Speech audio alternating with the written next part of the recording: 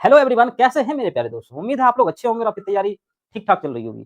दोस्तों आज मैं फिर से आपके लिए एक रेलवे का फिर से एक पेपर लेके आया हूँ और वो हुआ था कब 24 मतलब 2024 का जो एलपी का पेपर था 27 नवंबर का सेकंड शिफ्ट उसके क्वेश्चंस लेकर। क्वेश्चंस इसमें कई तरह के हैं, अच्छे क्वेश्चन भी आपको मिलेंगे और थोड़े आसान भी मिलेंगे, लेकिन पेपर इसी तरीके का होता है, पेपर बैलेंस बनाया जाता है ताकि स्टूडेंट को लगे कि हाँ उसको कुछ आ भी रहा है।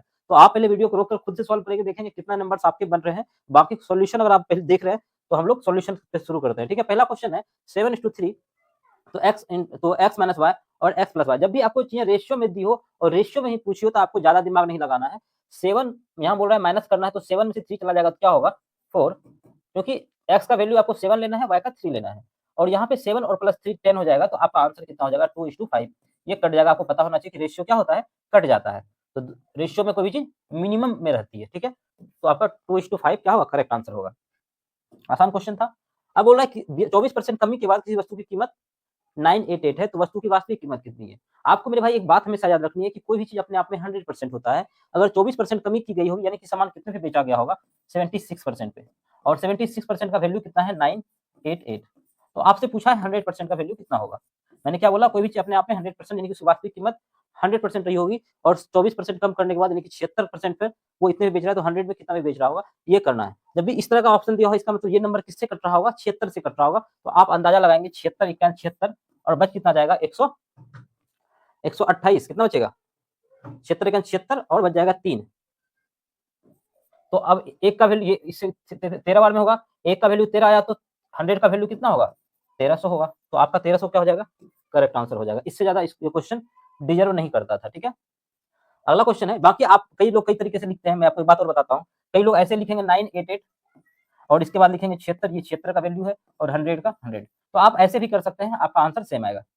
ठीक है, क्योंकि 100% का पूछा है तो 100 से मल्टीप्लाई कर देंगे। उसके बाद बोला गया कि इसका समांतर माध्य, आपसे समांतर माध्य पूछा है। समांतर माध्य कुछ और नहीं, बस वही माध्य ही पूछा है। अगर समांतर माध्य नहीं भी होता तब भी आप आंसर सेम तरीके से निकलता। आपको करना क्या है, इसको ऐड करना है। तो मैं क्या करता हूँ, मैं पहले दहाई के स्थान को जोड़ना प्रेफर करता हूँ। 3 2 5 1 6 1 7 1 8 1 9, 90 हो गया। आपको 90 लिख लेना है। 4 1 5 8 5 13, 13 4 17, 2 17 2 19, 19 और 8 27 और 27 9 36। 36 इसमें ऐड करेंगे तो कितना हो जाएगा 126। और जब डिवाइड करना होगा तो आप कितना करेंगे 1 2 3 4 5 6 7 8 9, 9 से इसको डिवाइड कर देंगे तो 9 क्या 9 बच कितना जाएगा 3, 9 चौका 36, 14 आपका क्या हो जाएगा मेरे भाई, करेक्ट आंसर हो जाएगा। ठीक है, क्योंकि जब इकाई का स्थान जोड़ते हैं तो कभी कभी आपको कंफ्यूजन होता है। X plus y, x plus 1/x का वैल्यू कितना दिया है 4, और x square plus 1/x square का वैल्यू आपसे पूछा है। तो इसको कई लोग कई तरीके से करते हैं कि इसका स्क्वायर करो और 2 घटा लो। क्यों करते हैं हम लोग, घटाते क्यों। जब इसको हम लोग एक बार बेसिक मैं आपको समझा देता हूँ मेरे भाई, कि अगर आप पहली बार कर रहे हो तो आपको दिक्कत ना हो। ये अगर 4 दिया हो और स्क्वायर पूछा हो तो आपको पूरा कंप्लीट का स्क्वायर करना होता है। लेकिन इस साइड भी स्क्वायर करेंगे उस साइड भी स्क्वायर करेंगे कोई दिक्कत नहीं है। X square plus 1/x square plus 2 into x into 1/x is equal to 16 होता है, जिसके कारण ये इसे कट जाता है। तो x square plus 1/x square ये क्या होता है 16 में से 2 इधर चला जाता है 14 आ जाता है। बाकी आप इसको डायरेक्ट भी याद रख सकते हैं, 16 का 4 का स्क्वायर करना है और 2 घटाना है तो इसका 14। आंसर पेन तक उठाने की आवश्यकता नहीं थी। अगर अगली बार आपको मिले क्वेश्चन तो आप पेन नहीं उठाएंगे। आपको याद कर रखना है क्या कि अगर स्क्वायर पूछेगा तो स्क्वायर -2 कर देंगे। एक चीज और मैं यहाँ बता देता हूँ, अगर यहाँ पर माइनस का साइन होता तो इस जगह क्या बनता माइनस, तो इस साइड आने के बाद वो प्लस हो जाता, 16 प्लस 2 18 हो जाता। अगर यहाँ पर माइनस साइन होता तो इसका आंसर 18 होता, प्लस साइन है तो आंसर 14 हुआ। क्योंकि प्लस इस साइड आने के बाद क्या हो जाता है, आप देख रहे प्लस 2 इस साइड आने के बाद माइनस हो जा रहा है। ठीक है, आपको किसी भी तरीके से कंफ्यूज नहीं होना है।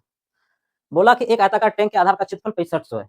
टैंक समझते हैं आप, टैंक जो पानी रखते हैं उसमें एक आयताकार शेप में है, उसका क्षेत्रफल 6500 सेंटीमीटर स्क्वायर है। इसे भरे गए आयतन 2.6 घन मीटर है। इसमें जो पानी भरा हुआ है टोटल वो 2.6 घन मीटर है। तो इसकी गहराई कितनी है। जब भी आपको क्षेत्रफल नीचे का दिया हो और हाइट से आप मल्टीप्लाई करते हैं तो उसका वॉल्यूम आता है। मैंने क्या बोला, क्षेत्रफल को जब हाइट से मल्टीप्लाई करते हैं तो हमारा क्या आता है, वॉल्यूम आता है। तो आपको क्षेत्रफल कितना दिया है 6500, जो टैंक होगा इसको इसकी जब हाइट से इसको मल्टीप्लाई करेंगे तो हमारा क्या आएगा, वॉल्यूम आएगा। वॉल्यूम आयतन कितना दिया है 2.6 घन मीटर लिखा है, यानी मीटर क्यूब में दिया है। लेकिन अब अगर आप ध्यान से देखेंगे क्षेत्रफल किसमें दिया हुआ है सेंटीमीटर में, और इस साइड दिया है मीटर क्यूब में, तो इसको भी हम लोग मीटर क्यूब में बदल लेंगे। तो आपको पता है कि स्क्वायर है तो नीचे जैसे कि बोलेगा 25 सेंटीमीटर को मीटर में बदलो तो आप 100 से डिवाइड करते हैं। तो इसमें क्या एक लंबाई रहा होगा एक चौड़ाई रहा होगा, इसलिए ये 100 से नहीं, एक बार 100 से लंबाई के लिए 100 फिर चौड़ाई के लिए भी 100 से डिवाइड हो जाएगा। ठीक है, इसमें 2 टर्म छिपा हुआ इसलिए हमको 1000 मतलब 100 से और 100 से मल्टीप्लाई करना पड़ेगा 2 बार। बस इसको सॉल्व करेंगे आपका आंसर आ जाएगा। इसको पॉइंट हटाएंगे यहाँ पे क्या आ जाएगा 10 2 जीरो से 2 जीरो चला गया, 1 जीरो से 1 जीरो चला गया, ठीक है। 13 पचा 65, 13 दूनी 26, 5 दूनी 10। तो आंसर क्या आ गया आपका, एच बराबर ये दो इस साइड आके क्या हो जाएगा मल्टीप्लाई, तो 4 मीटर आपका क्या होगा, करेक्ट आंसर हो जाएगा मेरे भाई, ठीक है। आसान क्वेश्चन था। चलते हैं अगले क्वेश्चन पे। अगला क्वेश्चन कहता है कि वह सबसे छोटी संख्या 4 अंकों की ज्ञात कीजिए जो 24, 30 और 56 से विभाज्य हो। आपको लोवेस्ट कॉमन मल्टीपल निकालना है, यानी कि एलसीएम निकालना है इस क्वेश्चन का। तो एलसीएम तो कई तरीके से आप ऐसे करके निकालते हैं जैसे बच्चे 5-6 क्लास में पढ़ते हैं, लेकिन मैं आपको एक तरीका और बताता हूँ। अगर आप मेरे से पढ़ रहे हैं तो आपको डायरेक्ट भी आप एलसीएम निकाल सकते हैं। आपको सबसे बड़ा नंबर पकड़ना है, तो बड़ा नंबर कौन सा दिख रहा है, 56। अगर आपको नंबर की थोड़ी समझ है तो आप ये बता सकते हैं कि ये 7 into 8 है। क्या है, 7 8 56, 7 into 8 है। यानी कि अगला नंबर में इसमें हमें क्या दिख रहा है, 80 में क्या, 40 में क्या दिख रहा है, 5 into 8। तो 8 तो इसमें आ चुका है, 5 नहीं आया तो 5 हम इसमें लिख सकते हैं। तो मैंने क्या बोला था, इसमें 8 आ चुका है, तो इसमें 8 गुना 3 होता है, तो 3 अब कहीं पे नहीं है, तो 3 से मल्टीप्लाई हो जाएगा। यही आपका क्या होगा, एलसीएम होगा, ठीक है। अब 65 को 15 से मल्टीप्लाई करना है, तो क्या करेंगे आप, 65 को 15 से मल्टीप्लाई करेंगे तो 15 को 5 से कर लेंगे, 750 प्लस 90, 750 प्लस 90 कितना हो जाएगा, 840 आपका एलसीएम होगा। ये आंसर होना चाहिए था, लेकिन जब आप गौर से देखें तो कोई भी ऑप्शन नहीं है। तो यानी कि इसी का कोई मल्टीपल रहा होगा, एक मल्टीपल हो, दो मल्टीपल हो, यानी कि आंसर इसी में से निकालना है। तो इसको अगर हम 2 से मल्टीप्लाई करते हैं तो 1640 आपका क्या हो जाता है, 1680। इसको जब 2 से मल्टीप्लाई करेंगे 1680 हो जाएगा, यानी कि एलसीएम इतना होना चाहिए। इसी का कोई मल्टीपल एन टाइम्स मान कर चलते हैं। अगर ये आंसर नहीं होता तो इसका 3 गुना, 4 गुना, 5 गुना कोई भी आंसर हो सकता था। बाकी आप ऑप्शन से भी चेक करेंगे तो कौन सी संख्या डिवाइड हो रही है, क्योंकि इसमें 9 दिख रहा है तो ये आंसर तो पहले नहीं हुआ, क्योंकि 9 किसी में से नहीं बन रहा, सिर्फ 3 बन रहा है। इसमें भी 9 बन रहा है तो ये भी आंसर नहीं हो सकता है। इसमें 9 बन रहा है, ये भी आंसर नहीं हो सकता है। इसमें सिर्फ 3 बन रहा है, यानी कि नंबर देख के भी मैं आंसर कर सकता था, क्योंकि 24 बाकी किसी में 3 नहीं दिख रहा है, 40 में भी 3 का कोई मल्टीपल नहीं होता है, 56 में भी मल्टीपल नहीं होता है ना, सही बात। तो चलिए अगले क्वेश्चन पे चलते हैं। मतलब कि मैं करता तो चाहता तो ऑप्शन से भी इसको उड़ा सकता था। बोला गया यदि 6 पुरुष और 8 लड़के किसी काम को 10 दिन में करते हैं, जबकि 26 पुरुष और 48 लड़के उसी काम को 2 दिन में करते हैं, तो 15 पुरुष और 20 लड़के द्वारा उस काम को करने में कितना समय लगेगा। आप इस क्वेश्चन को रोककर सॉल्व करेंगे और देखेंगे आपको रियल में कितना टाइम लगा, लेकिन मैं जो तरीका बताऊंगा आप देखना कम टाइम लगेगा। हालांकि करने का एक पूरा लॉन्ग प्रोसेस होता है, लेकिन आपको फोकस सिर्फ और सिर्फ अपने सोल्यूशन पे करना है, अपने आंसर पे करना है। कैसे, आपको करना क्या है कि मैं पहले बेसिक समझा देता हूँ ताकि आपको दिक्कत ना हो। 6 मैन प्लस 8 बॉय, ये कितने दिन में कर रहा है, 10 दिन में कर रहा है। और फिर 26 मैन, पूरा बेसिक समझाता हूँ मैं आपको, फिर आपको एक तरीका बताऊंगा जिससे कि ये क्वेश्चन आप जल्दी कर पाएंगे। 26 मैन और 48 लड़के उस काम को 2 दिन में करते हैं, और पूछा है आपसे जो पूछा है। तो आप जब भी इसको करते हैं तो आप इसका एलसीएम निकालते हैं 10, और ये 5 चला जाता है, ये 10 आता है, ये कितना आता है, ये 1 होता है, ये 2 होता है, ठीक है। या फिर आप एलसीएम हम लोग क्यों निकालते हैं, इसलिए निकालते हैं कि ये नंबर इससे डिवाइड हो सके। तो हम डायरेक्ट ऐसा मान लें कि ये 20 ही होता, 20 ही एलसीएम अगर हो इसका, तब भी इसके आंसर पे कोई प्रभाव नहीं पड़ेगा, ये 2 10 हो जाएगा। यानी कि हमें पता चल गया 2m + 8 = 2 का क्या है, 2, और इसका 10। तो इस कारण से ये वाला टर्म क्या होता है, हम लोग इसको इक्वल कर देते हैं, ये वाला इससे मल्टीप्लाई होता है, ये वाला इससे मल्टीप्लाई होता है। आई होप आपको समझ में आया होगा, ठीक है। अब हम डायरेक्ट आपको बताते हैं कि करना क्या है। अब इतना कुछ लिखने की आवश्यकता नहीं है, आपको सिर्फ और सिर्फ पहले एक आदमी पे फोकस करना है। जैसे मैं पुरुष की बात करता हूं तो पुरुष पे फोकस करना है। 10 को 6 से गुना करेंगे कितना होगा, 60, और इसमें देखेंगे कितना है, 2 को 26 से गुना करेंगे, पुरुष पे फोकस करेंगे तो कितना होगा, 52। तो यहाँ से 60 और 52, 60 और 52 का डिफरेंस आपको निकालना है। तो 8 मेन आएगा, कितना आएगा, 8 मेन। और ये किसके बराबर होगा, ये होगा 80, 8 लड़के पे फोकस करेंगे तो 80, और यहाँ से आएगा 48 में 96, 80 में से 96 में से 80 चला जाएगा 16। यानी कि हमें पता चल गया कि बॉय और मेन का जो रेशियो है वो 8 मेन 16 बॉय के बराबर है। तो यहाँ से हमारा एफिशिएंसी 16/8 यानी कि 2/1 आ जाएगा। यानी कि हम इतना सा लिखने के बाद ये बता सकते हैं कि मेन 2 यूनिट काम कर रहा होगा और बॉय 1 यूनिट काम कर रहा होगा। आपको एग्जाम में इतना सा अगर लिखते हैं तो आप समझिए कि आप सही कैलकुलेशन मतलब जल्दी कर पाएंगे औरों की तुलना में। अब जैसे देखें, आप किसी से भी फर्स्ट कंडीशन या सेकंड कंडीशन से हम लोग टोटल वर्क निकाल लेंगे, कितना होगा, 6 दूनी 12 और 8 20। मैं क्या कर रहा हूँ, मेन कितना है, 2 गुना 6, 2 यूनिट कर रहा है, 6 मेन इतना होगा, और 1 गुना 8, ठीक है। और कितने दिन तक कर रहे हैं ये लोग, 10 दिन तक कर रहे हैं। तो ये हमारा टोटल वर्क होगा। इसको भी आप मेंटली कर सकते थे, 12 8 20, 20 को जब 10 से मल्टीप्लाई करेंगे तो कितना हो जाएगा हमारा टोटल वर्क, टोटल वर्क हमारा 120 हो जाएगा, ठीक है। 120 यूनिट हमारा टोटल वर्क होगा, टोटल वर्क। अब क्या है, आपसे पूछा है 15 पुरुष, तो 15 पुरुष कितना, एक पुरुष अगर 2 यूनिट काम कर रहा है, 15 पुरुष कितना करेगा, 30। तो 120 को 30 और प्लस 30, 30 और 20 50, 50 लोग कितना करेंगे, 30 और 20 50, मैंने कुछ गलत किया क्या, 12 8 20 और 10 200 होगा ना। टोटल वर्क निकालने में यहाँ पे थोड़ा सा मिस्टेक है, मैं बताता हूँ सॉर्ट करने के चक्कर। टोटल वर्क क्या होगा, टोटल वर्क 8 पुरुष, एक पुरुष अगर 2 यूनिट कर रहा है तो 6 पुरुष कितना करेगा, 6 गुना 2 प्लस 1 में बॉय कितना कर रहा है 1 यूनिट, तो 8 लड़के इतने करेंगे, और सब मिलकर कितना दिन में कर रहा है, तो ये 10 दिन में कर रहा है, तो 12 8 20, तो 200 यूनिट आपका क्या हो जाएगा, टोटल वर्क हो जाएगा। अब आपको पता है कि अगर टोटल वर्क 200 है और दोनों मिलकर कितना काम कर रहे हैं, तो 15 पुरुष से करवाना है, तो 15 पुरुष 2 दिन में 2 यूनिट अगर एक पुरुष कर रहा है तो 15 यूनिट पुरुष कितना करेगा, 300 करेगा और 30 करेगा, और एक बॉय अगर 1 यूनिट कर रहा है तो 20 बॉय 20 करेगा, तो 30 20 कितना होगा 50, और जब 50 को आप 50 को अगर 200 से डिवाइड करेंगे, 200 को अगर 50 से डिवाइड करेंगे तो कितना होगा 4, आपका 4 करेक्ट आंसर होगा। इससे शॉर्ट तरीका नहीं हो सकता है। बस आपको क्या करना है, पहले बॉय पे और फिर मेन पे, मतलब पहले मेन पे और फिर उसके बाद बॉय पे फोकस करना है, दोनों को मल्टीप्लाई करना है और डिफरेंस लेना है, उसका टोटल वर्क निकालना है और जो पूछा है उसे डिवाइड कर देना है। ठीक है, अगर समझ में आ रहा है तो वीडियो को लाइक जरूर करते रहेंगे। ठीक है, यदि किसी दिए गए आंकड़े के लिए बहुलक इतना है और माध्य इतना है, तो अभी अनुभव जन्य सूत्र का उपयोग करके उस आंकड़े का माध्यक निकालिए। मैं कि माध्यक पूछे या माध्यिका पूछे सेम बात है, या मीडियन बोले, तीनों एक ही बात है। तो आपको ये क्वेश्चन ऐसा है कि हर एक शिफ्ट में पूछा गया था, और अगर आप अभी भी नहीं कर पाते समझिए क्या स्थिति है। बहुलक बराबर क्या होता है, आपको मैं लिखता हूँ, बहुलक बराबर माध्य 3 गुना माध्यिका, जिसको माध्यक भी बोलते हैं, माध्यिका माइनस 2 माध्य, ये क्या होता है मेरे भाई, ये फॉर्मूला होता है। अब आपसे बोला गया बहुलक कितना है, 4.6, और माध्य कितना है, तो ये 2 के साथ मल्टीप्लाई होकर इस साइड आएगा तो प्लस में होगा 2 इंटू 20.1 इज इक्वल टू 3 गुना माध्यिका। माध्यिका को मैं m लिख लेता हूँ, ये कितना हो जाएगा 24.6 और ये 40.2। ठीक है, ये मल्टीप्लाई ऐड हो जाएगा तो ये 8 और ये 4 और ये 6, इसको 3 से क्या करना है, 3 गुना माध्यिका, तो ये 3 से कट जाएगा, 3 दूनी 6, 3 एक 3, 3 6 18, 21.6 क्या होगा आपका करेक्ट आंसर होगा। ठीक है, अब देखें, एक आदमी एक वस्तु को 25% के लाभ पर बेचता है, अगर उसने से 20% कम में खरीदा होता और 10.5 में कम में बेचा होता तो उससे 30% का लाभ होता, तो क्रय मूल्य ज्ञात कीजिए। मान के चलिए वो क्रय मूल्य 100 रहा होगा, अगर 25% के लाभ पे बेच रहा है तो कितना पे बेच रहा होगा, 125 पे बेच रहा होगा, 25% लाभ उसमें ऐड हो गए, ये सीपी है, सीपी में 25% ऐड होके एसपी बना होगा, 125 में बेच रहा होगा।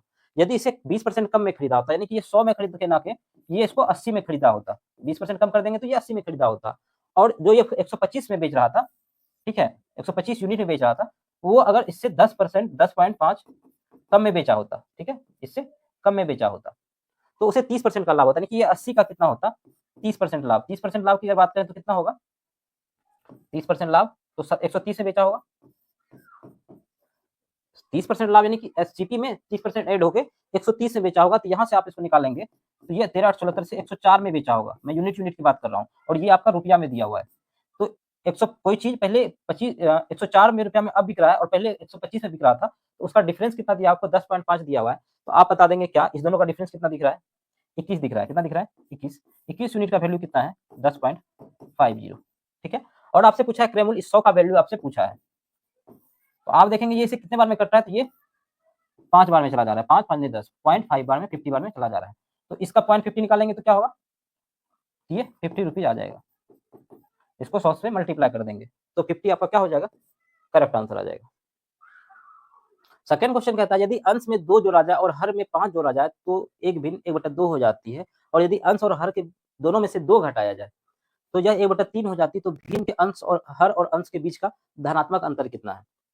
तो आपको मानना है कि अंश x है और हर क्या है y है, यानी कि न्यूमिनेटर 1 x है और डिनोमिनेटर y है, और बोला कि इसमें 2 जोड़ते हैं और इसमें 5 जब जोड़ देते हैं तो हमारा आंसर क्या आता है 1/2।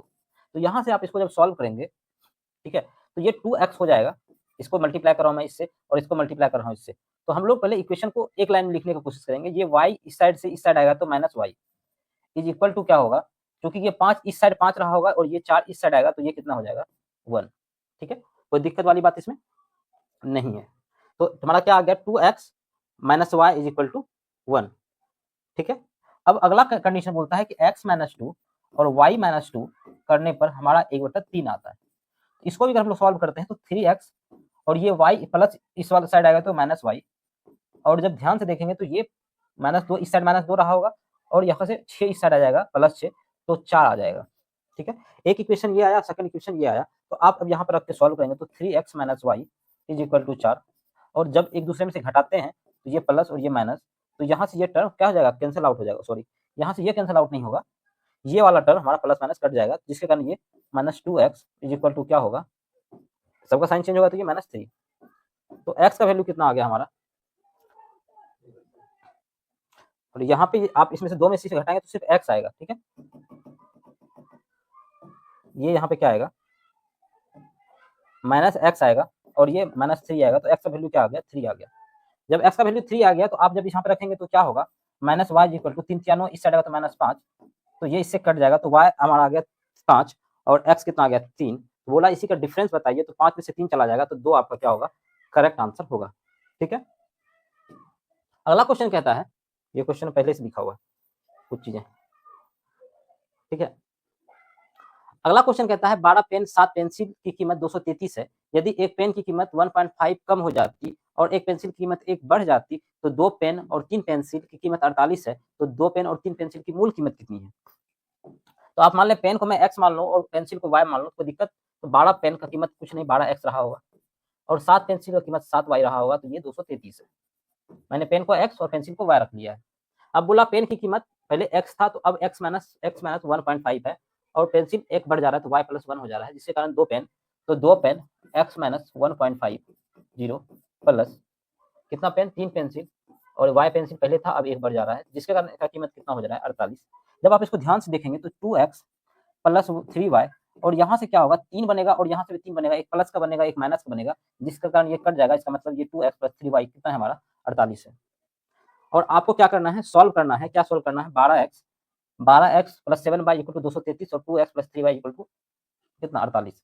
तो आप किसी एक को इक्वल कर लेंगे, तो मैं पहले कहूंगा कि ये 2x को अगर हम इक्वेशन को इक्वल कर लें, तो अगर हम इस पूरे टर्म को अगर हम लोग 6 से मल्टीप्लाई कर दें तो हमारा आंसर क्या आएगा, ये हमारा कितना बनेगा 12 और ये 18 और ये 24, 48 गुना 6।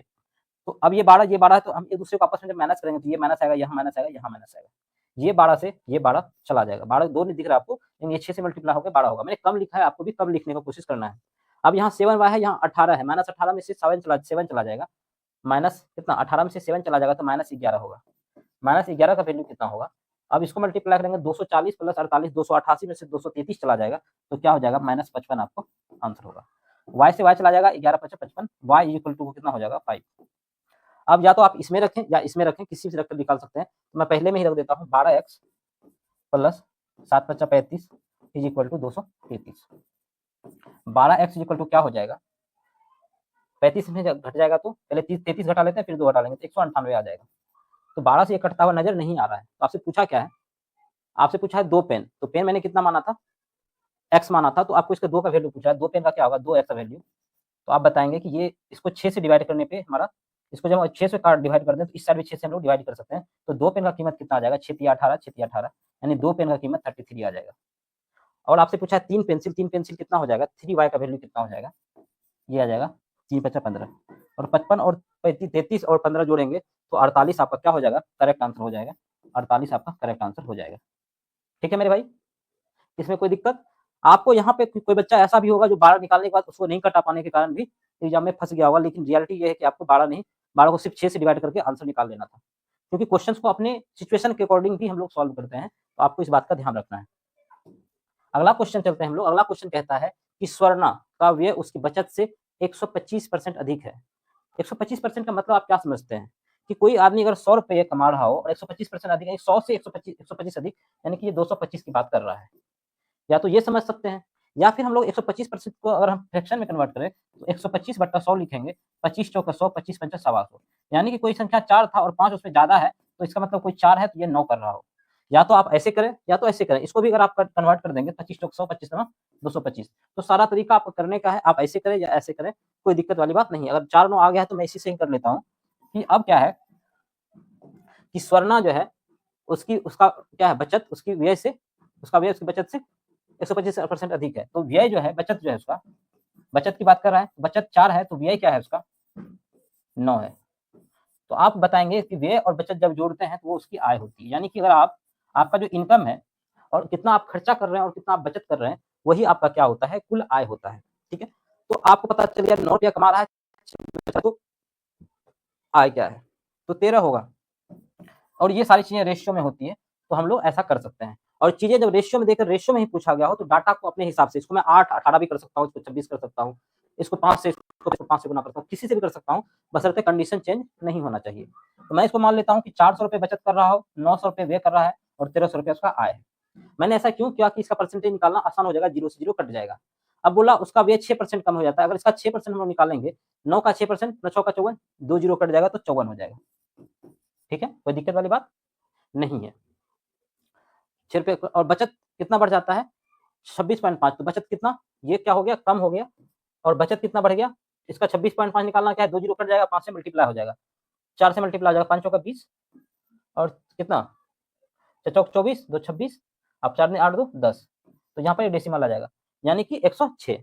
यानी कि बचत 100 हो गया, ये माइनस 6 हो गया। तो इसको बैलेंस करने के लिए हमको यहाँ क्या लिखना पड़ेगा, जो हमारा चीजें कंप्लीट हो जाए। तो हम इसमें से इसको माइनस कर देंगे तो हमारा कितना हो जाएगा, 100 102 नहीं 52 हो जाएगा, 52, और इसको जोड़े, इसमें से ये घट जाएगा तो 52 आ जाएगा।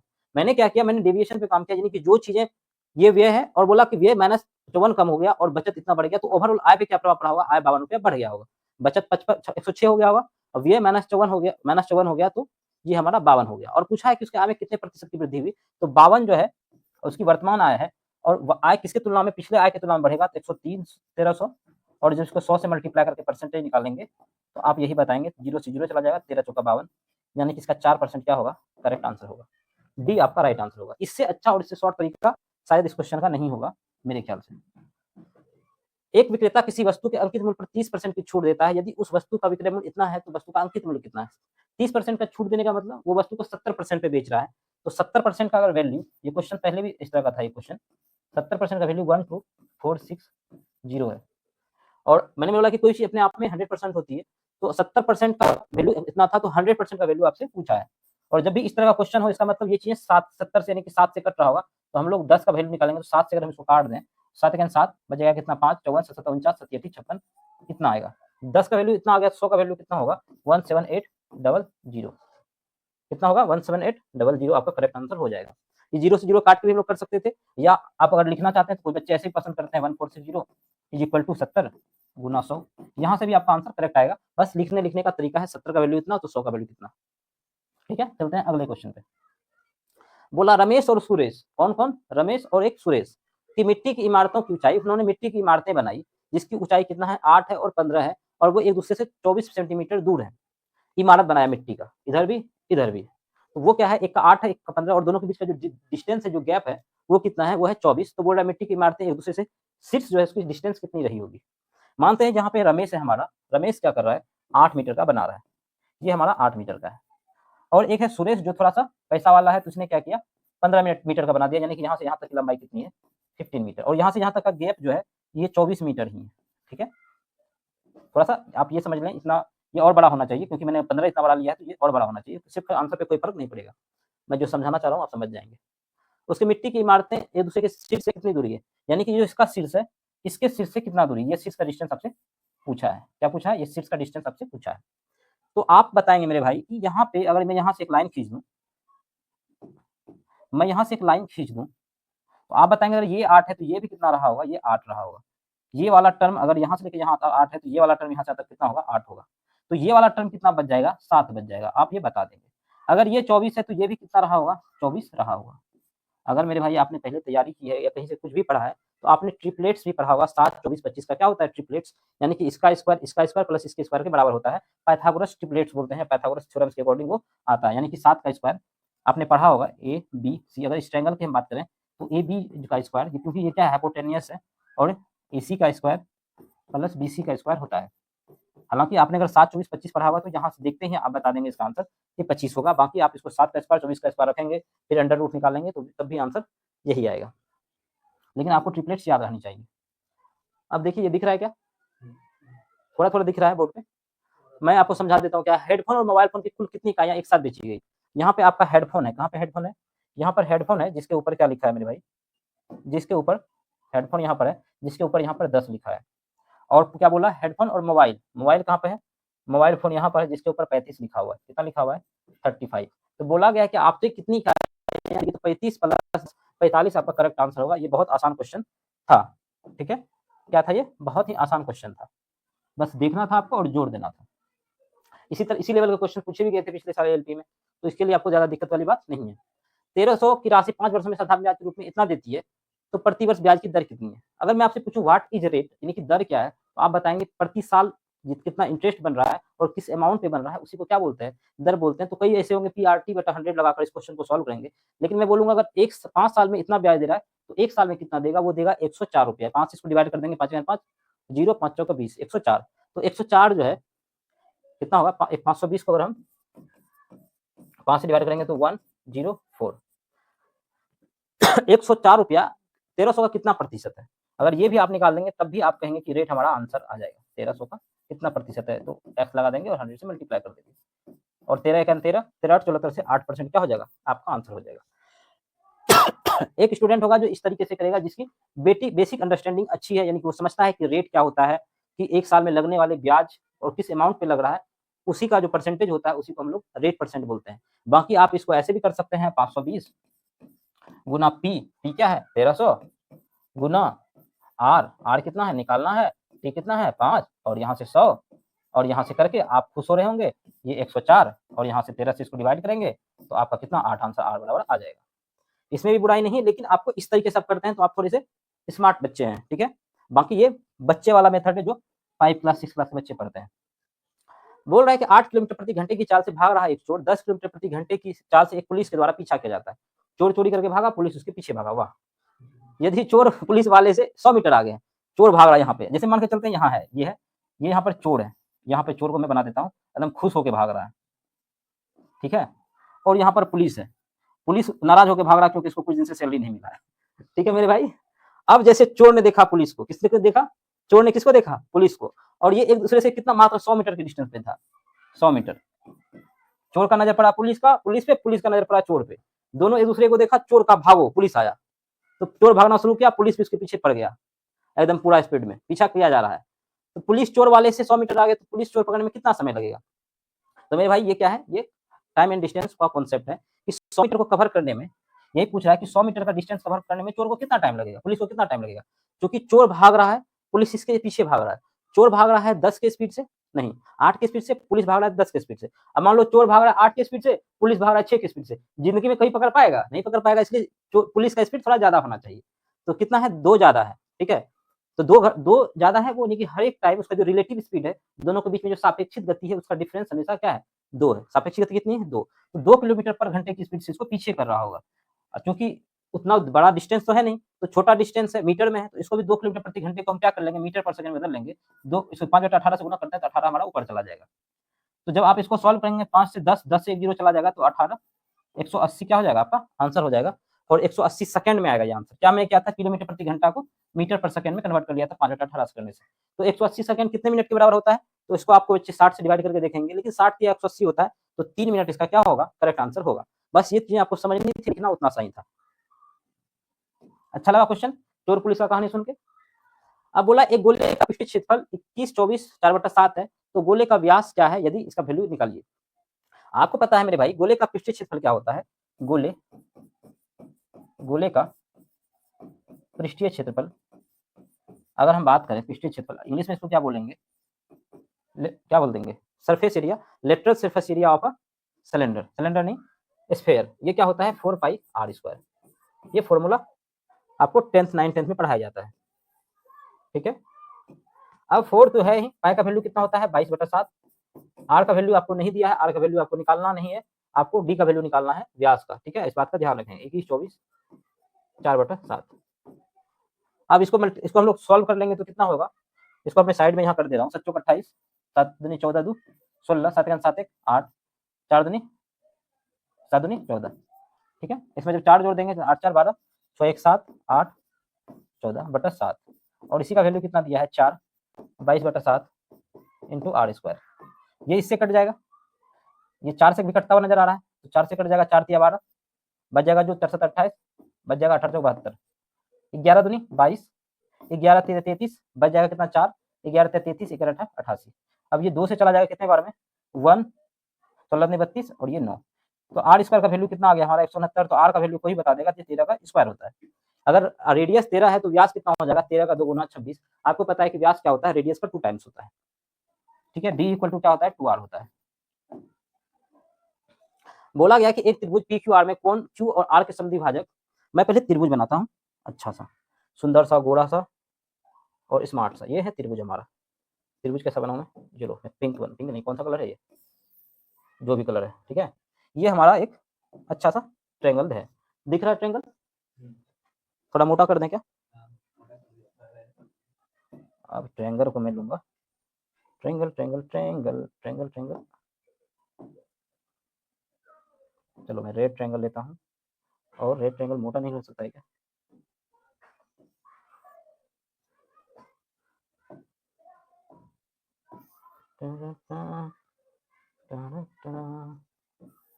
ट्रायंगल मोटा नहीं हो रहा, बस आपको इसी से काम चलाना पड़ेगा, ठीक है मेरे भाई। बोला गया है क्या कि एक त्रिभुज है पी, यहाँ पर पी है, यार कितना मोटा हो गया, ये मोटा कुछ ज्यादा नहीं हो गया, यहाँ पर P है, यहाँ पर Q है और यहाँ पर R है, एक त्रिभुज है PQR। बोला कि इसके आंतरिक समद्विभाजक, यानी कि आंतरिक समद्विभाजक किसको बोलते हैं, एंगल बाइसेक्टर को। एंगल बाइसेक्टर मतलब यहाँ पर कोई कौन बन रहा होगा, कौन समद्विभाजक, जहाँ पर आंतरिक की जगह कौन समद्विभाजक भी दिया जा सकता था, ये कौन समद्विभाजक, यहाँ इंग्लिश में देखेंगे तो एंगल बाइसेक्टर, इसके एंगल बाइसेक्टर यहाँ पर, इसके एंगल बाइसेक्टर यहाँ पर आकर मिलते हैं, इसके भी आकर मिलेंगे, इससे कोई दिक्कत नहीं है, ठीक है। नहीं, QR का ही से बोला गया है, हम लोग QR का ही लेंगे, QR के आंतरिक और समद्विभाजक यहाँ पर आकर मिलेगा, तो यहाँ पर क्या होगा, एक एंगल बन रहा होगा थीटा, और आपको दिया है P का वैल्यू कितना, 75 डिग्री, आपसे थीटा का वैल्यू पूछा है। ये क्वेश्चन ऐसा है जो एसएससी ना जाने कम से कम 500 बार पूछा होगा, कई बार भर भर के पूछा है, तो जो स्टूडेंट एसएससी को होंगे उन्होंने उनको ये शॉर्टकट याद होगा कि जब भी आपको थीटा पूछा गया होता है तो आप करते क्या है, 90 प्लस जो P जो है उसके सामने कोई भी जो एंगल है उसको थीटा बाय उसका मतलब 2, तो ये 90 हो जाएगा, और आप जब 75 का आधा करेंगे तो कितना हो जाएगा, 75/2 लिख देता हूँ मैं, 90 प्लस 75 का आधा 37.5, कोई दिक्कत, और ये 127.5 क्या हो जाएगा आपका करेक्ट आंसर, डी आपका राइट आंसर होगा, ठीक है मेरे भाई। आपको ये बात याद रखनी है, कौन सी बात, जो मैंने आपको बताई, और इसको अगर आप याद रखते हैं तो आपका काम जल्दी आसान हो जाएगा। बाकी इसका प्रूफ मैं जब आपको बेसिक से सिखाऊंगा तो बताऊंगा ऐसा क्यों होता है, और एक एक क्वेश्चन में अगर मैं सारी बातें बेसिक बताने लगूँ तो ये वीडियो 2 घंटे का बन जाएगा और आपको फिर पढ़ने में अच्छा नहीं लगेगा। बोला निम्नलिखित में कौन सी संख्या 2/3 से बड़ी है और 4/5 से छोटी है, आपसे बोला 2/3 लिखा है और 4/5 लिखा है, ये बहुत छोटी बात पूछ दी इसने, आप रख के देखेंगे 2/3 से बड़ी होनी चाहिए, 3/4 अगर मैं यहाँ रखूँ तो 9 ये 4 9 ये 8, इससे तो बड़ा है, तो क्या इससे छोटा है 15 और ये 16, तो हाँ इससे छोटा है, तो आपका पहला ऑप्शन ही करेक्ट आंसर होगा।